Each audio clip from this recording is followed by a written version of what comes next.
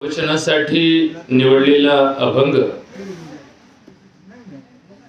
संत शिरोमणी तुकाराम महाराजांच्या गाथेतील एक अभंग आहे, ज्यामध्ये माणसाला आयुष्यात प्रयत्न आणि कष्ट, कर्म आणि त्याचे परिणाम याच्या पलीकडे काहीतरी जगामध्ये अस्तित्वाची बाजू समजून सांगताना महाराज एका अभंगामध्ये म्हणतात, वैद्य वाचविती जीवा तरी कोण ध्याते देवा, काय जाणो कैसी परी प्रारब्ध ते ठेवी उरी, अंगी दैवत संचरे मग तेथे काय उरे, नवसे कन्या पुत्र होती तरी का करावे लागे पती. तुक्या म्हणे हा विचार, तुक्या स्वामीचा दातार. या अभंगामध्ये आम्हाला एक असा विषय समजून सांगतात महाराज की ज्या विषयाला समजून घेण्याची आज गरज आहे. झालं काय, विज्ञानाचे खूप शोध लागले, माणसाने अशक्य गोष्टी शक्य करण्याचा प्रयत्न केला आणि त्याच्यात यश पण मिळालं. म्हणजे एक 200 वर्षापूर्वी जर कुणी असं स्वप्न पाहिलं असेल की एक घर ज्यामध्ये माणसं बसतात आणि ते उडतं आणि हजारो किलोमीटर जाऊन थांबतं आणि त्या घरातले माणसं परत खाली उतरतात, असं स्वप्न जर 200 वर्षापूर्वी जर कुणी एखाद्या माणसाने सांगितलं असतं की मला असं स्वप्न पडलं की एक विमान उडालं आणि त्याच्यात 100 माणसं होते आणि ते उडल्यानंतर दुसऱ्या गावाला गेलं आणि 1 तासाच्या आत तेवढा 1000 किलोमीटरचं अंतर कापून परत ते माणसं त्या ठिकाणी उतरून कामाला लागले, तर लोक म्हणतील याला वेळ लागलं. जर एक 50 वर्षापूर्वी कोण्या डॉक्टरने जर कोणा पेशंटला सांगितलं असतं की तुझं हृदय खराब आहे, आपण तुझं हृदय बदलून टाकू, आणि त्या डॉक्टरला सांगितल्यानंतर त्या पेशंटनी दुसऱ्या डॉक्टरचा सल्ला घेतला असता तर म्हणलं असं त्या डॉक्टरला वेळ लागले. असं शक्य आहे का? एखाद्या माणसाचं लिव्हर बदलताना माणसाला 50 वर्षापूर्वी स्वप्न सुद्धा पडलं नसेल की माणसाचं लिव्हर बदलता येतं, माणसाचं हृदय बदलता येतं. एक आजार की ज्या आजारामध्ये माणसाचे सगळे यंत्रणा बंद पडल्या, त्याची नाड्या लागत नाही, त्याचं बीपी कमी झाले, त्याच्या शरीरामधले अवयव निष्क्रिय झाले, त्याचा मेंदू सुद्धा आता निष्क्रिय होण्याच्या मार्गावर आहे, ज्याचा श्वास सुद्धा मशीनच्या साहाय्याने चालू आहे, असा माणूस पुन्हा जगू शकतो, याचं स्वप्न सुद्धा कुणाला पडलं नसेल. पण आज हे सहज शक्य आहे. सज्जन हो, हे सांगतो का, जरी आज विज्ञानाने एवढी प्रगती केली की एक माणसाच्या मर्यादा मोठ्या प्रमाणात विस्तारित केल्या. म्हणजे पहिली माणसं, एक माणूस एका दिवसात 1 ब्रास खड्डा खांदायचा. आज JCB लावला तर एका रात्रीतून 1 शेततळं उभा करतो माणूस. म्हणजे रात्री इथं काही नव्हतं, सकाळी शेततळं झालं. ह्या शक्तीच्या ज्या संकल्पना आहेत त्या पूर्ण बदलून गेलेल्या आहेत. म्हणजे श्रमाची प्रतिष्ठा वाढवण्याचा जो माणसाचा प्रयत्न आहे, या श्रमशक्तीला पर्याय म्हणून अनेक शक्ती जगामध्ये उपलब्ध झालेल्या आहेत. म्हणजे जर समजा एखादा माणूस पायी प्रवासाला निघाला तर 1 तासातले तरी 1 कोसभर चालेल, मैलभर चालेल, 2 मैल चालेल. पण आज अशी वाहनं निघालीत की 1 तासात शेकडो किलोमीटर अंतर माणसं जातात. माणसाला हे शक्य झालं. जरी डॉक्टरच्या प्रयत्नांना यश येण्याचं प्रमाण पटीने वाढलं तरी मृत्यूचं प्रमाण थांबता आलं नाही, थांबवता आलं नाही. डॉक्टरला आजारावर विजय मिळवण्याचं संकल्पनेमध्ये यश आलं, परंतु मृत्यू थांबवता आला नाही. हे गणित आपण कुठेतरी व्यवहारात पाहतोय की समजा करोना आला, माणसाने करोनावर उपाय शोधण्याचा प्रयत्न केला, पण करोनामध्ये मृत्यूचं प्रमाण इतकं प्रचंड झालं की तरुण, पैलवान, जवान, सक्षम, निरोगी माणसं काही दिवसात होत्याची नव्हती झाली. म्हणजे एक साधा सर्दीचा आजार माणसाला घेऊन जाऊ शकतो हे या करोनाने माणसापुढं आव्हान उभं केलं. की काय नव्हतं, परवा दिवशी त्यांना सर्दी झाली, दवाखान्यात गेले, चेकअप केली, करोना झाला म्हणले, ते म्हणले काही दुखत नाही माझं, डॉक्टर म्हणले राहा 2 दिवस बघू आपण, तिसऱ्या दिवशी निरोपाला गेले. मग जर एवढं झटपट एक छोटा विषाणू की जो विषाणू कोणाच्या डोळ्याला कधी दिसला नाही, कोणत्या दुर्बिणी खाली त्याला पाहता आलं नाही, कुठल्या सूक्ष्मदर्शकाला त्याचं निदान करता आलं नाही, असा सूक्ष्मातला सूक्ष्म विषाणू जर धिप्पाड असणाऱ्या, सक्षम असणाऱ्या, पैलवान असणाऱ्या जवान माणसाला 2 दिवसात घेऊन जाऊ शकतो, तर हे आव्हान आम्हाला कुठे या जीवनामध्ये समजून घेण्याचा प्रयत्न करायचा.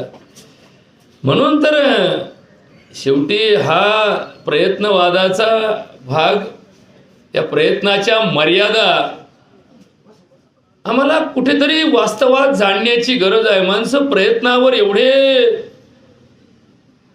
अवलंबून असतात, माणसं प्रयत्नाच्या एवढे झोकून देतात, एवढे आहारी जातात की त्यांना कुठलाही अपयश त्या ठिकाणी मान्य होत नाही. हा एक विषय थोडासा आम्हाला वास्तवात, व्यवहारात, समाजात, कुटुंबात समजून घेण्याची गरज आहे. की जर सगळ्याच गोष्टी आपण अनुकूल बाजूने धरतो की आमच्याकडे संपत्ती आहे, आमच्याकडे शरीर आहे, आमच्याकडे सक्षमता आहे, आमच्याकडे ज्ञान आहे, आमच्याकडे बुद्धी आहे, हे सगळं असलं म्हणजे आम्हाला अपयश येत नाही असं कोण म्हटलं? म्हणून तर या अभंगाच्या पहिल्या चरणामध्ये तुकाराम महाराज म्हणतात, वैद्य वाचविती जीवा तर कोण ध्याते देवा. जर डॉक्टरनीच पेशंट वाचवले असते तर देवाकडे कोण फिरकलं असतं? देवळं बांधले रस्ते पाडून टाकले असते, म्हणले देवळात आयसीयू करा, देवळात कोविड करा, काय देवाचं तिथकडे ठेवते म्हणले. त्याच्याऐवजी तेवढे 4 खाटा बसल्या असत्या, मध्ये झाला ना घोटाळा की खाटाच पुरत नव्हत्या. मग म्हणले देवळात खाटा टाकून दे ना, काय या देवाला तरी घेऊन बसले, याला शेंदूर लावला काय आणि काढला काय, माणसं मरायचे थांबले का नाही.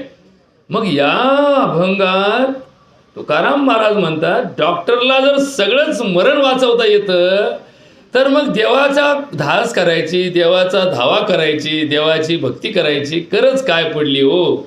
वैद्य वाचविती देवा, वैद्य वाचविती जीवा तरी कोण ध्याते देवा. काय जाणो कैसी परी प्रारब्ध ते ठेवी उरी. हा एक शब्द आता थोडासा आमच्यासारख्या विज्ञानाच्या पुढे जाऊन विज्ञाननिष्ठ माणसाला समजून घेण्यासाठी सांगितलेला आहे. प्रारब्ध ते ठेवी उरी. आपल्या उरावर काय ठेवलंय? प्रारब्ध ठेवलंय. बघा बरं का, ते प्रारब्ध काय घोटाळा आहे. हे प्रारब्ध कोणत्या सायन्सला, कोणत्या स्कॅनला, कोणत्या MRIला सापडत नाही. म्हणजे असे खूप लोक जगात आहेत की ज्यांचं निदानच होत नाही. अनेक लोक असे, आता डोंगरे डॉक्टर आहेत, आमचे गडगे डॉक्टर आहेत, असे हजारो लोक आम्ही पाहतो. पेशंट म्हणतो माझं खूप दुखतंय आणि त्याच्या सगळ्या तपासण्यामध्ये रिपोर्ट तर सगळे नॉर्मल येतात. काय डोकं चालवायचं, काय नॉर्मल आहे, याचं डोकं दुखतं, याचा स्कॅनही नॉर्मल, याचा MRI नॉर्मल, याचं रक्तही नॉर्मल, याच्या BP नॉर्मल, याची शुगर नॉर्मल, याला सगळं चांगलं आहे तरी याचं डोकं का दुखतं? म्हणले नाही हा मानसिक रोग नाही. आता काय याचा मानसिक रोग? ते म्हणतो मला काही येड लागला का? म्हणतो अहो माझं खरंच डोकं दुखतंय. अहो म्हणले पण तुमचं सापडत नाही कशात? अहो पण तुमचं सापडू नाही तर न सापडू, माझं दुखतंय ना. असे खूप लोक जगात आहेत. ते माझ्या हाताला मुंगे येतात, MRI नॉर्मल आहे, शिरांची तपासणी नॉर्मल आहे, BP नॉर्मल आहे, वय चांगलं आहे, जवान आहे. त्याच्या मुंग्याचं कारणच कोणाला सापडलं नाही. अनेक आजार, हे तर जाऊ दे, तुम्हाला तर मोठमोठे रोग सांगितले, छोटा रोग, तापेचा रोग, डॉक्टर साहेब ताकेचा रोग, असे किती पेशंट आहेत की त्यांना ताप का येतो हे शोधायला लाख रुपये घातले तरी त्याचं तापाचं कारण निदान झालं नाही. म्हणजे याला काहीच सापडणार, ताप तर येतो या माणसाला, आता कसा सापडायचा? याचं उत्तर माणसाच्या प्रत्यक्ष ज्ञानाच्या मर्यादा उघड करणार आहे की किती बुद्धीच्या कस लावला माणसाने, किती विज्ञान केलं, शोधलं, तरी जगातला सर्वज्ञ माणूस होऊ शकत नाही. बघा, संत परंपरेमध्ये रामदास स्वामींनी सुद्धा सांगितलं, जगी सर्वज्ञानी असा कोण आहे? कोणीच नाही आहे. म्हणजे भगवंत सोडला, परमेश्वर सोडला, पांडुरंग सोडला किंवा ईश्वर सोडला, अल्लाह सोडला, तर खाली उरलेलं जे आपलं सगळं 1 क्लास 2 क्लास 3 हे परमार्थामध्ये सुद्धा आहे ना, की संत महंत महाराज, मग त्याच्या खाली भक्त, त्याच्या खाली वारकरी टाळकरी माळकरी, हे जे खाली खाली खाली पसरलेलं परमार्थाचं सगळं जे विस्तृत रूप आहे ना, हे हळूहळू हळूहळू आपल्या लक्षात येतं की जगात सर्वज्ञ कुणी नाही. त्रिकालाचं ज्ञान असणारा माणूस जन्माला आला नाही. त्रिकालाचं ज्ञान, त्रिकाळाचं भूत भविष्य दोन्ही काळ सांगतोय की उद्या असं होणार आहे. सोपं नाही आहे महाराज. त्याला काय लागतं? त्याला भगवंताचीच शक्ती फक्त ह्या गोष्टी जाणू शकते. बाकी माणसाच्या बुद्धीला वर्तमान काळाचं थोडंफार ज्ञान वाढलं, पहिल्यापेक्षा वर्तमान काळाचं ज्ञान वाढलं.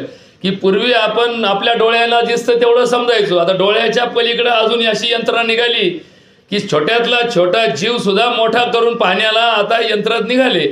याच्यात माणसाचं प्रत्यक्ष ज्ञान वाढलं, ज्ञानेंद्रियाच्या मर्यादा वाढल्या. शब्द स्पर्श रूप रस गंध या 5 गोष्टींवरती माणसं आकलन शक्तीचा वापर करतात. हे जरी वाढलं तरी घडणाऱ्या घटनेमध्ये माणसाला निरुत्तर करणारे प्रसंग दिसतात. निरुत्तर करणारे, अपघातामध्ये चूक नसणारा माणूस मरतो, ज्याची चूक आहे ते उठून निघून जातो. आजारामध्ये अत्यंत गंभीर लक्षणं असणारे माणसं नीट होतात आणि ज्यांना काहीच लक्षण नाही ते मरतात. आता हे काय उत्तर आहे? म्हणजे दवाखान्यात चांगला गेला आणि त्याचं मडं बाहेर काढलं. लोक म्हणतात असं कसं काय झालं? आला तेव्हा तर काहीच दुखत नव्हतं याचं, मग याचा आजार दवाखान्यात राहून का वाढला? त्याच्या उलट एखादा असा असतो की दवाखान्यात जाताना त्याचं हृदय बंद पडलेलं असतं, डॉक्टर त्याला दाबून दाबून दाबून त्याचं हृदय चालू करतो, त्याला कुठलं तरी एखादं मशीन जोडतो, त्या मशीनच्या साहाय्याने कृत्रिम श्वसन देतो, कृत्रिम हृदयाचे ठोके चालू करणारं मशीन जोडतो आणि काही दिवसानंतर अशी बातमी येते की तो माणूस उठून कामाला लागला, म्हणजे आता पुनर्जन्म झाला. मग त्याचा जन्म झाला की पुनर्जन्म झाला की त्याच्या मृत्यूपासून त्याला मृत्यूच्या दारातून ओढून आणलं? हेच उत्तर आम्हाला सापडणं आमच्या विज्ञानात शक्य नाही. याचं उत्तर सापडतं अध्यात्मात, याचं उत्तर सापडतं परमार्थामध्ये. आणि म्हणून तुकाराम महाराज या अभंगाच्या 2ऱ्या चरणामध्ये म्हणतात, काय जाणो कैसी पुरी प्रारब्ध ते ठेवी उरी. प्रारब्ध हे जे प्रारब्ध नावाची घटना आहे, प्रारब्ध नावाचं कोड आहे, प्रारब्ध नावाची तत्वज्ञानाची भाषा आहे, ही माणसाच्या जन्माच्या वेळी. आता हे थोडंसं समजून घेताना आम्हाला थोडं परमार्थामध्ये विश्वास नावाची गोष्ट ठेवावी लागेल. विश्वास ही गोष्ट जोपर्यंत नाही तोपर्यंत प्रारब्धाचा अर्थ आम्हाला समजून घेताच येणार नाही. एखाद्या शेतात पीक पेरल्यानंतर समजा 1 एकर ज्वारी पेरली, त्या ज्वारीचं बियाणं चांगलं आहे, जमीन भारी आहे, शेतकरी चांगला आहे, कष्टाळू आहे, वेळेवर पेरणी आहे, वेळेवर खुरपणी आहे, त्या पिकाला ताण पण पडला नाही, सगळं चांगलं आहे. मग माणसाने अंदाज मानला, काय नाही झालं तर म्हणले 10 पोते तर कुठे गेले नाही म्हणले आपल्याला. काय कुणास ठाऊक, अचानक धुई पडली, चिकटा पडला, अचानक मावा पडला आणि एवढ्या चांगल्या पिकाचे ताटही खराब झाले, त्या कंस मोठे मोठे गोळे पडले, त्याला दाणे भराना, शेवटी त्याची बी भरणं सुद्धा वसूल होईना. म्हटलं काय अचानक झालं? म्हणलं काय नव्हतं, कालपर्यंत चांगलं दिसणारं पीक फक्त रात्रीतून धुई पडली, चिकटा पडला, मावा पडला आणि गेलं, वाटोळ झालं. गावाला तांबेरा पडला, रात्रीतून गेलं म्हणले. वाटाण्याला व्हायरस झाला, रात्रीतून फळ गेला. आता हे जर असं घडतं तर मग याच्यावरती प्रतिकात्मक आणि प्रतिबंधात्मक उपाययोजना का अपयशी ठरतात? याचं उत्तर आहे की निमित्ताचा धनी केला आहे प्राणी, करता करविता भगवंत. हे भगवंत नावाचं जे तत्व आहे ना, देव, भगवंत, पांडुरंग, कृष्ण, राम, हे जे काय कोणाच्या नावाने त्याला तुम्हाला काय भजायचं ते भजा, कोणाच्या नावाने तुम्ही त्याचा उदे करा. मग ती जगदंबा असो, माता सरस्वती असो किंवा तुळजाभवानी असो, काय तुम्हाला ज्याच्याबद्दल भक्तीचा मार्ग तुम्हाला सोपा वाटतो, ज्या भक्तीत तुम्हाला रममान होणं आवडतं, आनंदाने तुम्ही ज्या मार्गाला भक्त म्हणून जाता, ती भक्ती शेवटी सगळ्यांचं शेवट भगवंताच्या कुठल्याही म्हणजे कोणत्या सेंटरला परीक्षा दिली तर शेवटी बोर्डाचीच परीक्षा असते ना.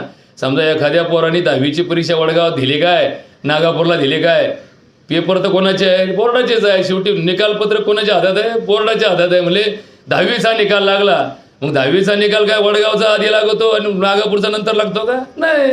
हे सगळं बोर्ड एक आहे. तसं या जगाचं बोर्ड एक आहे की जे भगवंताच्या आधिपत्याखाली चालतं. आणि म्हणून जेव्हा जन्म होतो तेव्हा मृत्यूची अंतिम कालावधीची निर्णायक भूमिका ठेवलेली असते. म्हणून तर आमच्याकडं 5वीला पूजा केली जाते, सटवाई पूजली जाते. आणि सटवाईची पूजा करताना आपल्याकडे सांगितलं जातं की बा याचं भविष्य काय, हा माणूस विज्ञाननिष्ठ राहील का हा माणूस धार्मिक राहील, याचं काहीतरी अंदाज त्याच्या जुळणाऱ्या गुणावरून, त्याच्या पंचांगावरून, त्याचं जन्मस्थळ, त्याची माता, त्याची पिता, त्याचं कुळ, त्याची वेळ, त्याचं असणाऱ्या सांकेतिक लक्षणावरून त्याचं भविष्यवाणी करण्याचं चिंतन आपल्या धर्मामध्ये प्रगाढ आहे. म्हणजे त्यामध्ये आपला विश्वास ठेवणारी परंपरा आज तागायत आहे. हजारो पिढ्या या गोष्टी पालन करत आल्या. प्रारब्ध ही गोष्ट माणसाच्या असमाधानातून मुक्ततेसाठी आहे, माणसाच्या विचारचक्रातून बाहेर पडण्यासाठी आहे. विचारचक्र चालू होतं. एखाद्याचा नवरा मेला की बाई रात्रंदिवस विचार करते, काय राव असं आपण केलं असतं तर, म्हणजे तिला पर्याय म्हणून 50 गोष्टी तिच्या डोक्यात येतात. नाही राव आपण चुकलंच, आपलं चुकलंच. या चुकलं शब्दाखाली माणसं गेल्यानंतर विचार करत बसतात.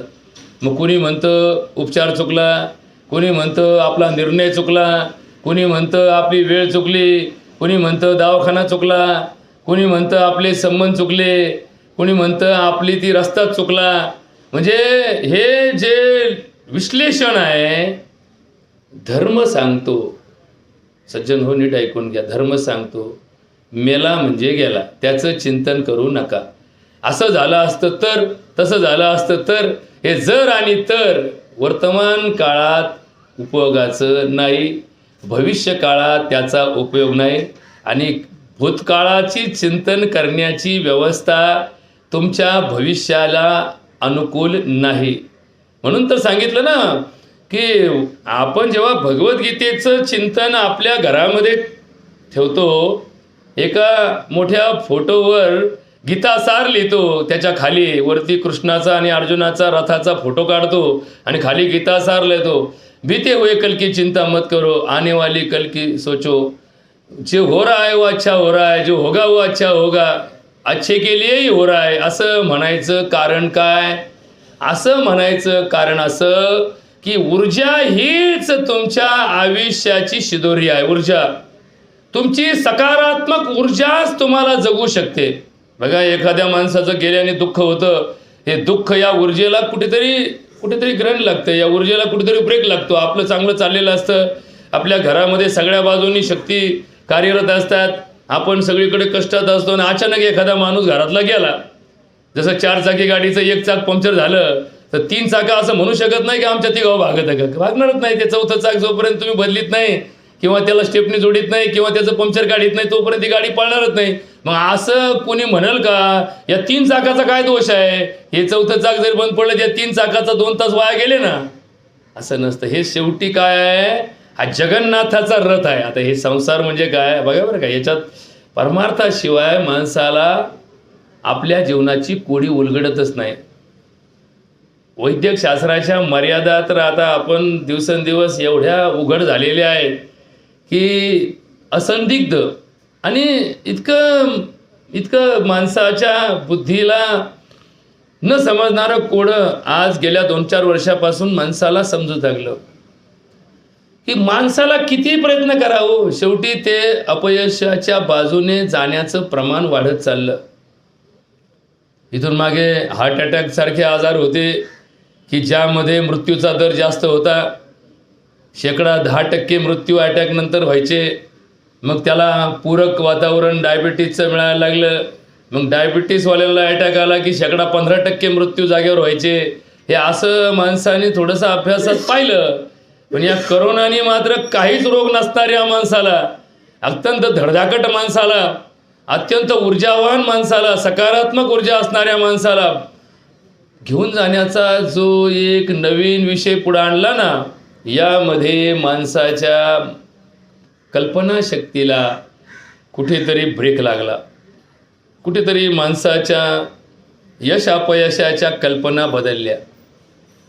भगवद्गीतेमध्ये जेव्हा चिंतन सांगितलं जातं, सुखे दुःखे समे कृत्वा लाभा लाभो जया जयो ततो युद्धा युजस्व नत्वम पापम आपनुयात. हे यश येईल अपयश येईल, फायदा होईल तोटा होईल याकडे बघूच नको. तू करीत राहा ना, चांगलं काम आहे ना करीत राहा, चांगले उद्योग करतोय ना करीत राहा. उद्योग चांगला असेल तर तो करणं म्हणजे धर्म आहे. त्याच्या पुढं काय होईल, मग त्याचा फायदा किती होईल, मग लोकांचा आपण केल्याने लोक आपलं किती करतील, हे कोण सांगितलं उद्योग करायला. आपण आपल्या आनंदासाठी, आपल्या समाधानासाठी आपण समाजसेवा करतो ना, मग त्या समाजसेवेची परतफेड काय होईल याच्याकडे लक्ष देऊ नका. एखाद्या सरांनी, एखाद्या शिक्षकांनी विद्यार्थी घडवले. कोण म्हटलं तुम्हाला की त्या विद्यार्थ्यांकडून तुम्ही अपेक्षा ठेवा की नाही बा माझा पोरग विद्यार्थी मला भेटला तो माझा पाया पडल आणि माझं नाव घेईल आणि मला चांगलं म्हणल, तुमच्यामुळे माझं कल्याण झालं. हे शब्द ऐकायला गोड लागत असले तर ही अपेक्षा मात्र वाईट आहे. एखाद्या डॉक्टरनी एखाद्या पेशंटला गुण आला म्हणून त्या डॉक्टरनी अशी अपेक्षा ठेवणं की त्या पेशंटनी चर्चा घात माझं नाव घ्यावं, तुमच्यामुळं मी नीट झालो. ही अपेक्षा जरी योग्य असली तरी ती आमच्या वास्तवामध्ये विरोधाभासी आहे, चुकीची आहे. म्हणून तर धर्मामध्ये सांगितलं की चांगलं काम तुमच्या बाजूने करा, त्याच्यामध्ये तुमचं समाधान आहे, तुम्हाला आनंद आहे, तुमच्या मनाला शांती आहे, तुम्ही चांगलं केल्याचं तुम्हाला मानसिक स्वास्थ्य आहे. मग आता हे मानसिक स्वास्थ्य बाजारात कोणत्या पैशात विकत मिळेल का सर? एखाद्या दुकानात गेले बाबा मला एक 100 रुपये तुम्हाला देतो बा, 1000 रुपये देतो बा, मग मला मानसिक स्वास्थ्य द्या. उलटं ते 1000 रुपये दिल्यावर तुमचं स्वास्थ्य चांगलं राहील का बिघडेल? उलटं म्हणून 1000 गेले रोम माझे, म्हणजे त्याचं आधी बरं चाललं होतं. ते 1000 गेलं म्हणलं पण ते म्हणतं 1000 गेले रोम आहे, म्हणजे त्याचं स्वास्थ्य चांगलं होतं. त्या 1000 काय केलं, बिघडून टाकलं स्वास्थ्याचं. म्हणजे मानसिक स्वास्थ्य हे बाजारात कुठल्याही भौतिक व्यवहारात मिळत नाही. भाकरी खाल्ली म्हणजे माणसाचं मानसिक स्वास्थ्य चांगलं राहतं का? का राहत नाही? त्या भाकरीच्या स्वीकारण्यामध्ये माणसं तर यायला भाकरीच्या चपाती होती राव पलीकडे आयला उगाच खाकर खाल्ली, आता त्याची भाकर बाहेरही काढता यायची नाही. मला काय माहिती पलीकडे चपाती, मी भाकरी खाल्लीच नसते राव. त्याच्या पलीकडे गुलाबजाम पाहिले आले, हे तर उगत नादी लागत बसलो बा, या स्टॉलच्या उगत नादी लागलो. पलीकडच्या स्टॉलवर तर गुलाबजाम होते. अरे आता तुझं पोट भरलंय, भाकरीतही कार्बोहायड्रेट आहेत आणि गुलाबजामुनमध्ये पण कार्बोहायड्रेट आहेत. तुझ्या पोटाला कार्बोहायड्रेटची गरज आहे, भाकरीची गरज नव्हती. तुझ्या पोटाला गुलाबजामुनची गरज नव्हती, तुझ्या पोटाला ऊर्जेची गरज होती. ऊर्जा भाकरीत पण आहे आणि ऊर्जा गुलाबजामू पण मध्ये. पण याच्या मनातला विषय काय, आयला गुलाबजामू सर टाकले राव, आपलं हुकलो बा, आजची आपली संधी हुकली. अशा आयुष्यात संधी हुकल्याचे दुर्दैवी दुःखी विचार आयुष्यभर माणसाच्या डोक्यात येत राहतात, आयुष्यभर येत राहतात.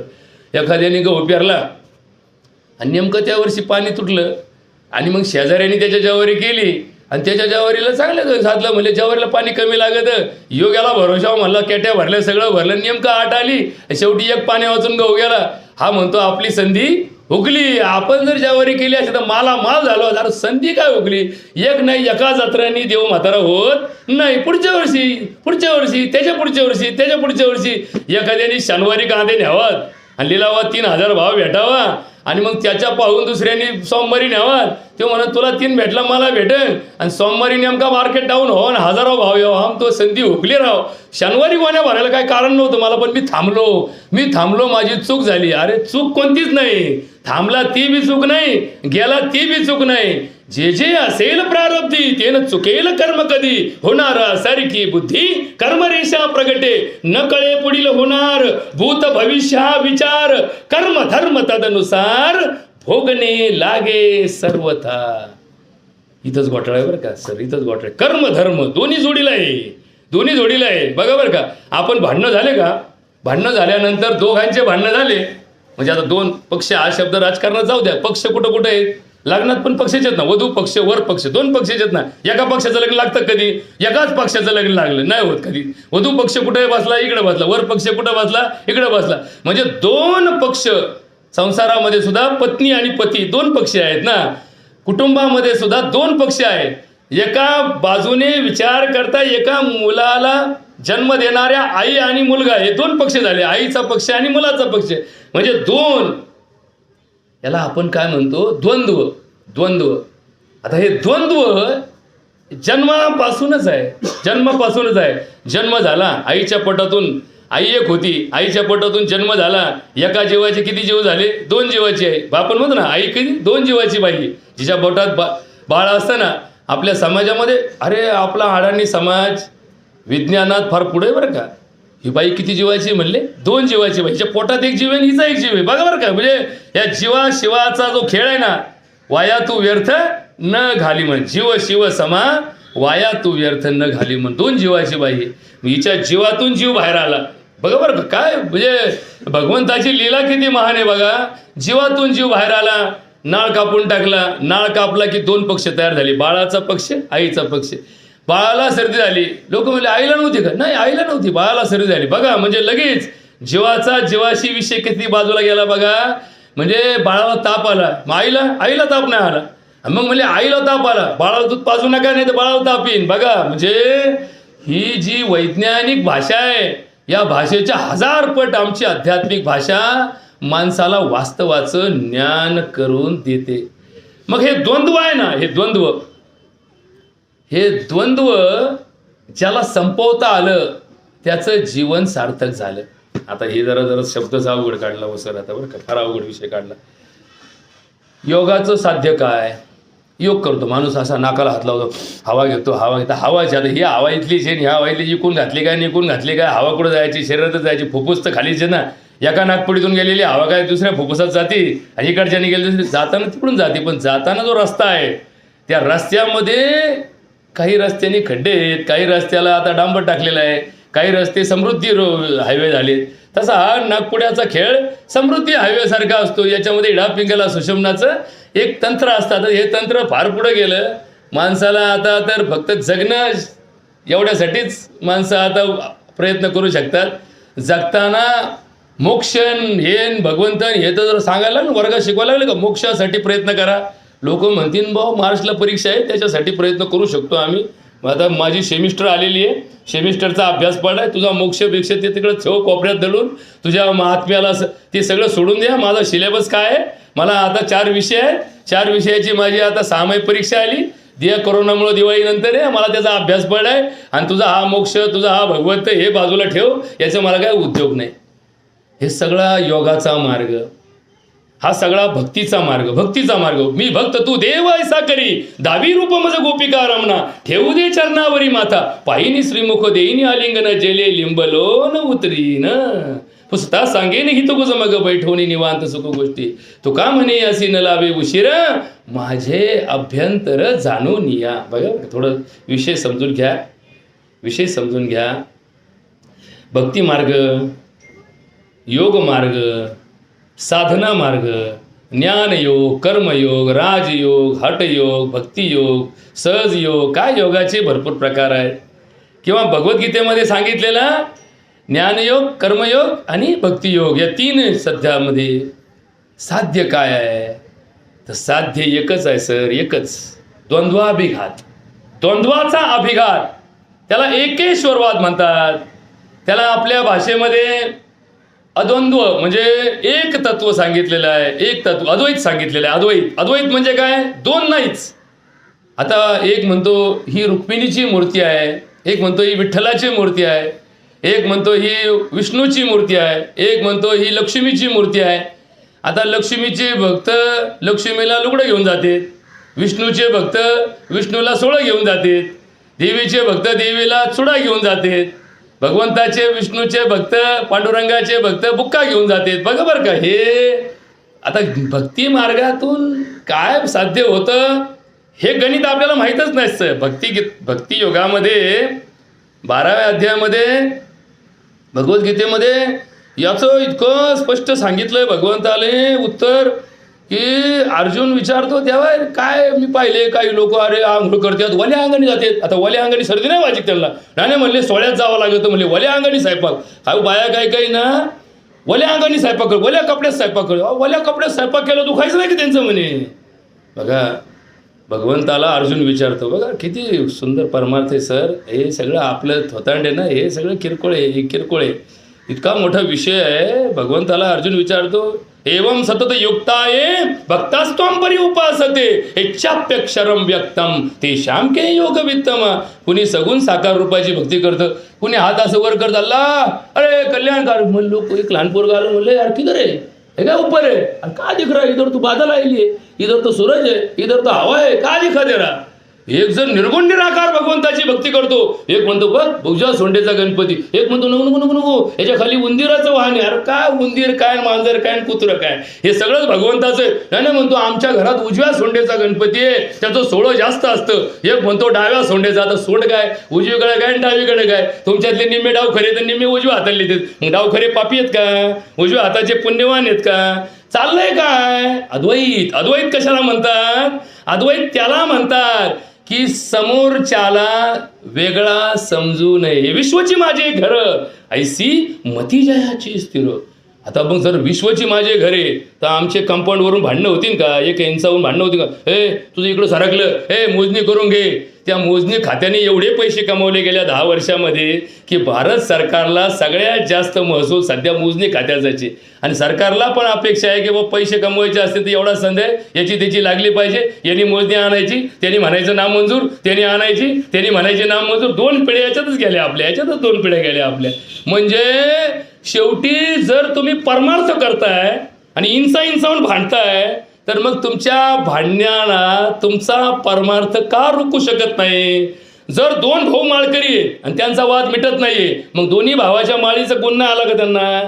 ज्या अर्थी माळकरी माणसाचे भांडणं होतात त्या अर्थी माळकरी माणसाची माळ काय काम करते त्याला माहीतच नाही. त्याला काय माहिती. जसं आपण ते उदाहरण नेहमी सांगतो की रानात शेरड्या चारणाऱ्या माणसाला जो दगड भेटन त्याने आपल्या शेरड्याला मार इकडे चालला कोणाच्या वावरात की दगड घेतला फेकला, तिथं एक रत्न पारखी आला ते म्हणतो ए थांब थांब थांब हा दगड मला दे म्हणतो.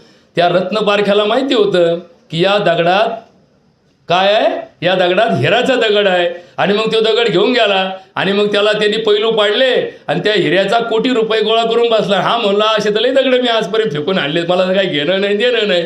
म्हणजे अज्ञानात माणसाच्या कडनं इतक्या परिस्थितीमध्ये चुका होतात. हे सगळं अज्ञान आहे, अज्ञान आहे, गैरसमज आहे. आता गैरसमज हा कशाचा भाग आहे, अज्ञानाचाच भाग आहे. गैरसमज होणे की हा माणूस माझ्याबद्दल वाईट विचार करतो. आता त्याच्या मनात शिरून बघितलं का तू, त्याच्या गेलता का आतमध्ये की त्याच्या मनात जाऊन बसला आणि मग त्याचा विचार ऐकला तू. अजिबात नाही, गैरसमज आहे. कधी कधी तो माणूस आपल्याबद्दल चांगला विचार करत असतो तरी आपण त्याच्याबद्दल आपला वाईट विचार करतो असा अर्थ काढतो. आपली बायको आपल्याबद्दल खूप चांगल्या भावना ठेवते तरी पण आपल्या दृष्टिकोनात बदल होतो. आपला नवरा खरं तर आपल्याला जीव लावत असतो तरी पण बायको म्हणते नाही नाही माझा नवरा मला जीवच लावत नाही. ती कुठेतरी जगामध्ये अनुमान माते की बा त्याच्या घराचा बंगला आहे, आपली झोपडे. यार पण तुझं झोपडं आहे, तुझ्या पलीकडे अजून राहतो, नालीत राहतो, त्याला तर झोपडे नाही. तो तर आपल्या एखाद्या पुलाखाली आपल्या 2 बिस्तारे टाकून राहतो. त्या बिस्ताऱ्यात माणसं सलग जागा पुरत नाही. पाय उघडे पडले तर डोकं झाकतं आणि डोकं उघडं ठेवलं तर पाय झाकता येते. असं अख्खं पांघरून सुद्धा कित्येक लोकांना भेटत नाही. ते जगत आहे, त्यापेक्षा आपलं बरं आहे का नाही असा विचार करणाऱ्या माणसाला आनंद होतो. आणि मग तो राजा आहे, आपण ना उंटाचा मोका घ्यायला चालला. आपल्याकडे व्यवहारात शब्द आहे उंटाचा मोका. तसे आमचे सगळे समाज सध्या काय करतो, फक्त उंटाचा मोका घेण्याचा प्रयत्न करतो. मग खाली भरपूर ना, पण याच्या डोक्यात एकच आहे एकदा आयुष्यात उंटाचा मोका घ्यायचा. आता उंट किती मोठा, तुझी उंची किती, मग हा काय करतो प्रयत्न करतो. मग अशा प्रयत्नात यश कमी आणि अपयश जादा आहे. मग अपयश जिथं जादा आहे तिथं नैराश्य जास्त आहे, जिथं नैराश्य जास्त आहे तिथं दुःख जास्त आहे. म्हणजे दुःखाची उत्पत्ती कशात आहे, आशावादामध्ये. आशावाद पोटापुरतं मिळालं, एखाद्या माणसाला पोटापुरतं मिळालं. समजा आपल्याला 10 पोते ज्वारी झाली. आता 10 पोते ज्वारी तुम्ही रात्रभर बसून राहिले का 11 होणार आहे का. आणि तुम्ही रात्रंदिवस डोकं खात बसले राहो, आईला खाताचं बरं घोटाळाच झाला बरं का, काय होणार आहे का नाही. त्या 10 पोते ज्वारीचं विश्लेषण जर तुम्ही एखाद्याला 5 पोते झाले त्याच्याकडे बघितलं झालं आपल्याला भारी होतं, त्याच्यापेक्षा आपल्याला दुप्पट झालं आनंद होईल. त्याच्या उलट एखाद्याने जर ट्रॅक्टर भरून न्याला, म्हणले किती झालं भाऊ, 40 पोते झाले, तुम्हाला महिनाभर गोड लागायची नाही भाकर घ्यायला, भाऊ त्याला 40 झाले. म्हणजे विचार हा कशावर अवलंबून आहे? तुमच्या गोष्टीचं वर्तमान काळातलं ज्ञान आणि तुमचा विचार ज्या वेळेस एकमेकाला जुळतात त्यावेळेस दुःख आणि सुखाची प्राप्ती होते. बघा बरं का. म्हणजे आता विज्ञानाच्या भाषेत जाऊ द्या, अध्यात्माच्या भाषेमध्ये सांगतो की ज्याला जीव आहे त्याला आत्मा आहे. जीव आणि आत्मा जीव समान धरले जातात. आत्मा आहे. सजीव म्हणजे काय? सजीव म्हणजे ज्याला जीव आहे तो सजीव, ज्याचा जीव निघून गेला तो निर्जीव. म्हणजे शिव आणि शिव या दोन तत्वांमध्ये फरक काय आहे? हे वेलांटीचा फरक आहे. शी म्हणजे वेलांटी, ई शब्द घातला की त्याचं शिव तयार होतं आणि ई शब्द काढून घेतला की काय तयार राहतं? शव विच्छेदन, शववाहिका. आता शववाहिका आणि रुग्णवाहिका फरक काय? दोघांना झोपूनच नेलं जातं, पण लोक म्हणतात शववाहिका आहे. हो नको गो, शववाहिका पाहिली तर लोक पाया पडते. वा काही मड असेल त्याच्या एखादे लगेच पाया पडते. मग त्यात माणूस असल्यावर का नाही पाया पडत? बघा बरं का. त्याच्यात जेव्हा माणूस असतो लोक म्हणतात का अरे रुग्णवाहिकेमध्ये माणूस चाललाय, मरणाच्या दारात आहे, तेव्हा याचं कल्याण. लोक म्हणतात नाही नाही असेल पेशंट झाले, आपलं काय घेणं, आपले का नाही. तेच उलट त्याच रुग्णवाहिकेचा रुग्ण शब्द काढून टाकला आणि शव शब्द लिहिला. रस्त्याने चालली, ज्या क्षणिक शववाहिका दिसली पाया पडा मडे चालले, म्हणजे मड्याच्या पाया पडा. त्यातला ई शब्द निघून गेला, ईश्वर निघून गेला, त्या मड्याच्या पाया पडा. आणि त्यात ईश्वर शब्द असला आपलं काय संबंध? त्याचं पेशंट तो बघन, त्याचं तो आज बन, आपलं काय घेणं पडलं? हे रस्ता द्या. असे माणसाचे विचार माणसाला आयुष्यात समाधान, शांती, आनंद देऊ शकणार नाही. मग हे सगळं प्राप्त करण्याचा मार्ग कोणता? इथं तर बोला. आपण लिहितो एखाद्या महाराजाच्या पुढं पाठी लावली असते, पूर्णानंद महाराज. आता पूर्ण आनंद, पूर्ण म्हणजे 100% आनंद कुठे आहे? म्हणले ते महाराजाला आहे पूर्णानंद. नित्यानंद महाराज, बघा बघा नित्यानंद.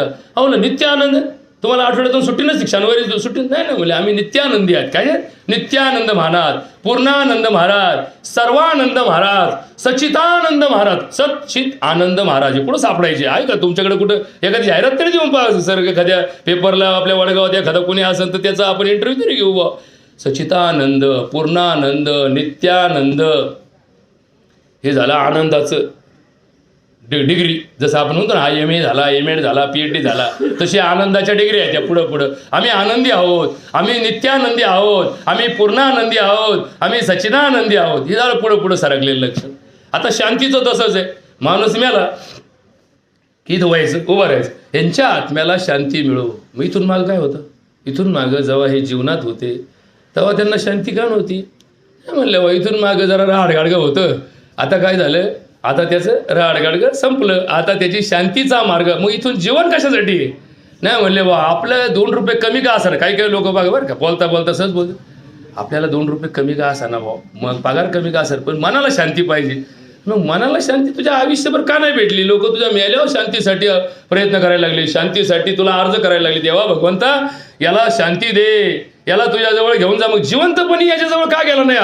बघा बरं का. आपण काय म्हणतो मेल्यानंतर देवा याला तुझ्याजवळ जागा दे. मग जिवंतपणी जागा नसते का? सांगा मला तुम्ही, जिवंतपणी जागा नसते का? आपल्या घरात देवघर आहे, कशाची जागा आहे? देवाची जागा आहे. मग आपलं घर काय आहे? देवालय आहे. ज्या अर्थी तुमच्या घरात देव आहे त्या अर्थी तुमच्या घरात काय आहे? देवालय आहे. मग देवालय आणि तुमचं घर एकत्र असताना तुम्हाला मेल्यानंतर देवाजवळ जायची काय गरज आहे? जिवंतपणी देव का नाही भेटला तुम्हाला? तुमच्या घरात देव होता, तुम्ही गंध लावला, बुक्का लावला, त्याला हळद लावली, कुकू लावला, शेंदूर भाजला, बार निवत दाखवला, देवाच्या नावाने निवत टाकला. हे सगळं केल्यावरती परत मेल्यानंतर हा मार्ग शोधायची गरज काय? आता तुम्ही कमीत कमी पूर्वपरीक्षा तर पास झाली पाहिजे ना. म्हणजे माणसाची एखाद्या म्हणजे स्पर्धा परीक्षेमध्ये इंटरव्ह्यूची लिस्ट लागली, इंटरव्ह्यूला लिस्ट लागली की या 10 मुलांना इंटरव्ह्यूला बोलवले. आता ही सांगायची गरज आहे का की ते मेन परीक्षा पास झाली असती, त्याच्या आधी एक परीक्षा असती पूर्वपरीक्षा, ती पास झाली असतील. तसं मोक्षाच्या मार्गाने जाणाऱ्या माणसाच्या आयुष्यात मोक्षासाठी प्रयत्न करणं हे आम्हाला कोणी सांगितलं का? हे आम्ही कधी ऐकलं का की मोक्ष मेल्यावर मिळतो पण त्याचा प्रयत्न जिवंतपणे करावा लागतो? हे उत्तर आम्ही कधी शोधलं का? आमच्या कोणत्या अभ्यासक्रमात याचा समावेश आहे का? की असा कोणती डिग्री आहे की ज्या डिग्रीमध्ये समावेश आहे की मृत्यूनंतर मिळणारा मोक्ष याचा अभ्यास जिवंतपणे करावा लागतो? आता तर लयच अवघड दुखणं काढलं डॉक्टर साहेब. आता येतं कसं काय, म्हणजे मेल्यानंतर मोक्ष मिळाला पाहिजे हे फक्त आपण इथं श्रद्धांजली वाहून भागत नाही, जिवंतपणी याचा प्रयत्न करावा लागतो. याचा पेपर झालेला असतो, याची परीक्षा संपलेली असते, मेल्यानंतर त्याचा निकाल असतो. मग आता निकालाच्या टायमाला पेपर देता येतो का? नाही. पेपर देऊन झाला, पण निवडणुकीचे आज निकाल आहेत, किती राज्याचे आहेत काहीतरी पेपर. आता येता तसंच बातमी ऐकली की पोट निवडणुकीची, आता निवडणुकीतही पोट आलं. आता बघा का, पहिलं तरी होती निवडणूक, आता आली पोट निवडणूक. आता हे पोट कुठं घुसलं काय कळलं नाही. पोट फार मोठं आहे, म्हणतो ना पापी पेट का सवाल आहे. हे पोट कुठेही घुसतं आणि कुठेही पाप तयार करतं. मग आले, निकाल आला, मग निकाल आला याचा अर्थ आज मतदान निकाल नाही होऊन गेलं.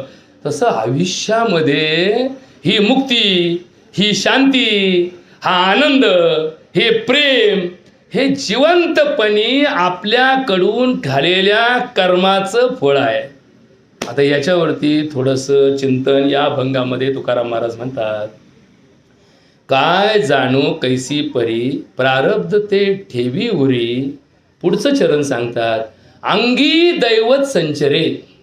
आता बघा बरं, अंगी दैवत संचरे, मग तेथे काय उरे, काय राहिलं सांगा मला. ज्याच्या अंगात दैवत संचरलं, बघा तुकाराम महाराज एका अभंगामध्ये म्हणतात, देव पहावयाशी गेलो. कुठे गेलो? देव पाहायला गेलो. कशाला गेलो? आपण जसं सर्कस पाहायला गेलो.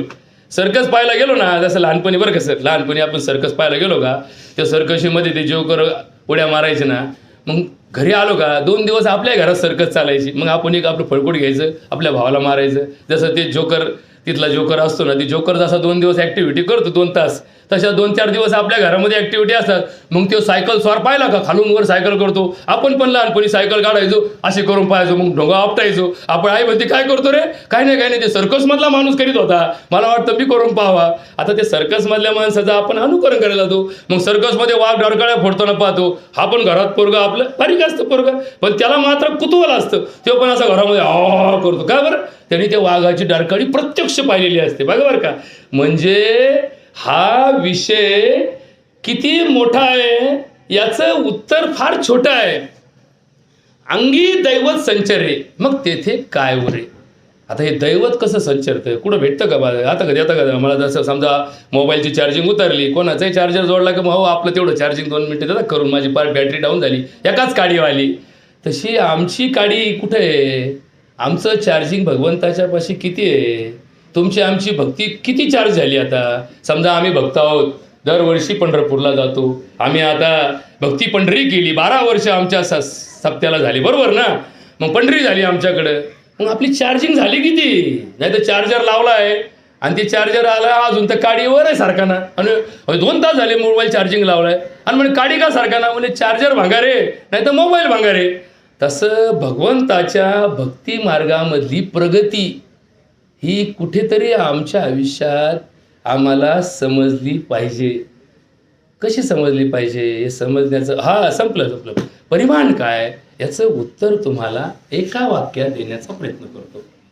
एका वाक्यात ही जी मुक्ती आहे ना, ही इथं श्रद्धांजली वाहिल्याने फार बदल करते असं नाही. काय हार आपल्या घरी गेल्या दत्ताला घालतो, माझ्याकडे घालतो, इकडे माझ्याकडे गोट घालतो, म्हणजे माझा उगाच विनाकारण अहंकार वाढायचा. घरी आपलं मंदिर आहे दत्ताचं, गेल्या घालतो, म्हणजे दत्त बिचारा प्रसन्न आणलं व काय का व्हायना मला भेटलं.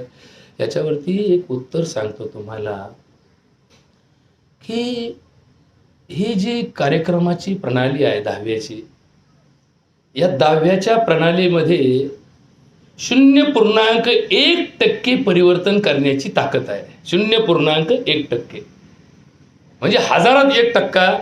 1000 गुणांच्या परीक्षा आहे. किती गुणांची? आता नीटचा निकाल लागला, 720 गुणांची नीट काढली. आता तिथं 700 काढी ना 800 काढी ना 720 काढून ठेवली. कुणी काढली त्यांनाच माहिती. जसं मग अशी डॉक्टरला म्हणलं पहिला डोस घेतल्यावर दुसरा 84 दिवसांनी घ्यायचा. 84 आकडा कोणत्या पंचांगात पाहिला आहे आणि कोणी शोधला आहे? तर 85 व्हायना, 80 व्हायना, मध्येच 84 काढून. यांनाच माहिती, यांचे डोके यांनाच माहिती, हेच सुपरस्टार आहेत, यांनाच माहिती, हेच देव झाले, हेच भगवंत झाले. भगवंत तिकडे राहिला, हे मधल्यामध्येच खेळ चालू झाला आहे. मीच भगवंत असाच अवतार जगात चालू झाला. याच्यावर नाही बोलत मी आता. 1000 गुणाच्या परीक्षेमध्ये 1 गुण आपल्या या 10व्याच्या विधीला मिळतो. म्हणजे किती टक्के मिळतो? 0.1% मिळतो. मग उरलेली 999 गुण कुठं आहेत? कोणत्या परीक्षेमध्ये आहेत? हे जीवनाच्या परीक्षेमध्ये आहे. या जीवनाच्या परीक्षेमध्ये 333 गुण हे तुमच्या वागण्याला आहे. तुम्ही समाजाशी वागला, समाजाबरोबर चांगलं केलं, एखाद्या भुकेल्याला अन्न खाऊ घातलं, तहानलेल्याला पाणी पाजलं, हॉटेलातलं नाही बरं का, नाही तर हॉटेलात जीव घालतात लोक. हॉटेलात गाल्ला कमी तर म्हणतात मी फार पुण्याचं काम करतो. एखादा डॉक्टर पेशंट पहिली बिल घेतो आणि म्हणतो माझा व्यवसाय पण. अरे माल कामावला भाऊ, तू काय केलं तू? पुण्य त्याला म्हणत नाही. जिथं पैसा आला तिथं पुण्य येत नाही, जिथं पुण्य येतं तिथं पैसा येत नाही. म्हणून तर प्रसाद कसा असतो? फुकट मिळतो. प्रसादे सर्व दुःखानाम हानी यस्य उपजायते प्रसन्न चेतसा आयु बुद्धिरेव अवतिष्ठते. आता हे झालं, आता मुद्द्याचं सांगतो. 333 मार्क तुमच्या आयुष्यामध्ये तुमच्या वागण्यावर आहे. आणि ही परीक्षा निगेटिव्ह मार्किंग सिस्टीमची आहे. म्हणजे कशी आहे? तुम्ही जर एखाद्याचं कल्याण केलं तर तुम्हाला 2 मार्क मिळतात. तुम्ही जर एखाद्याचं वाटोळं केलं तर तुमचे 2 मार्क मायनस होतात. आणि तुम्ही काहीच केलं नाही तर तुम्हाला 0 मार्क मिळतात. मग 0 मार्कावाला सुद्धा कधी कधी नफ्याचं होतं बरं का. हे नवीन आलं ना, जीईची परीक्षा आली, काही पोरांना 10 मार्क पडले. ते म्हणले 10च पडले. पण निगेटिव्हवाल्यांचे इतके निगेटिव्ह गेले. एक जण माझ्याकडं गुणपत्रक घेऊन आला. सर आता येतात ना लोक, गुणपत्रक घेऊन आला. म्हणलं आपल्या पोराला ॲडमिशन पाहिजे. मग किती मार्क पडले? म्हणले 70 मार्क पडले. त्याचं मार्कशीट पाहिलं मी, त्याला वजा 70 मार्क होते. वजा 70. आता वजा 70 म्हणजे झिरोच्या खाली गेलं ना बजेट. झिरोच्या खाली बजेट गेलं. झिरो पार वाढला. झिरोची किंमत कमी समजू नका. झिरो म्हणजे फार मोठं झालं. आणि मग या वागण्यावरती जर आपले मार्क भरत असतील तर वागताना चांगलं वागा. दुसरे 333 मार्क कशावरती आहेत? तुमच्या चिंतनावरती आहे. चिंतन काय? तुमचं चिंतन काय? तुमचं चिंतन सकारात्मक आहे? तुमचं चिंतन परमार्थिक आहे? तुमचं चिंतन स्वार्थी आहे का तुमचं चिंतन ढोंगी आहे? याच्यावरती मार्क आहेत. हे मार्क, याची कॅसेट ही फक्त भगवंताला माहिती असते, बाकी कोणाला माहीत नसते. यालाही 333 मार्क आहेत. आणि अजून 333 मार्क कशाला आहे? की तुमच्या आयुष्यात तुम्ही परमार्थ काय केला, तुम्ही समाजासाठी काय केलं, तुम्ही तुमच्या आयुष्यामध्ये, तुमच्या कालखंडामध्ये, तुमच्या जीवनाच्या मर्यादित क्षेत्र सोडून विश्व कल्याणासाठी काय प्रयत्न केला, याच्यासाठी आहेत कावळा शिवलाय. ही परीक्षेचे तुम्हाला निकाल दिलाय. ज्यांचा निकाल होता त्यांचा लागला म्हणून तर कावळा शिवला ना. कावळा काय तुम्हाला वाटतं काय माणसापेक्षा कावळा हुशार आहे? नाही तर लोकांनी ना या कावळ्याचं दर्शन घेतलंच नसतं. माणसाच्याच अवतारामध्ये कावळा ठेवला असता. पण काक स्पर्श ही अजूनही एक चमत्कारी घटना आहे. बघा तुम्ही, बघा आता टाइम टेबल किती जुळून येत असतं. बघा आपला निकाल इकडे लागला आणि तिकडे कावळ्याने निकाल लावून टाकला. झालेली सेवा या ठिकाणी थांबवतो. जो विचार मांडला तो भगवंताच्या भक्तीमध्ये, आपल्या आयुष्यामध्ये चांगल्या दृष्टिकोनातून आपल्या बुद्धीला, आपल्या ज्ञानाला आणि आपल्या विचारांना एक विचारधारा, दिशा देणारा मार्ग म्हणून परमार्थाकडे पहा. एवढीच बाजू सांगतो आणि या ठिकाणी सेवा संपवतो. बोला पुंडलिक वरदे हरी विठ्ठल श्री ज्ञानदेव तुका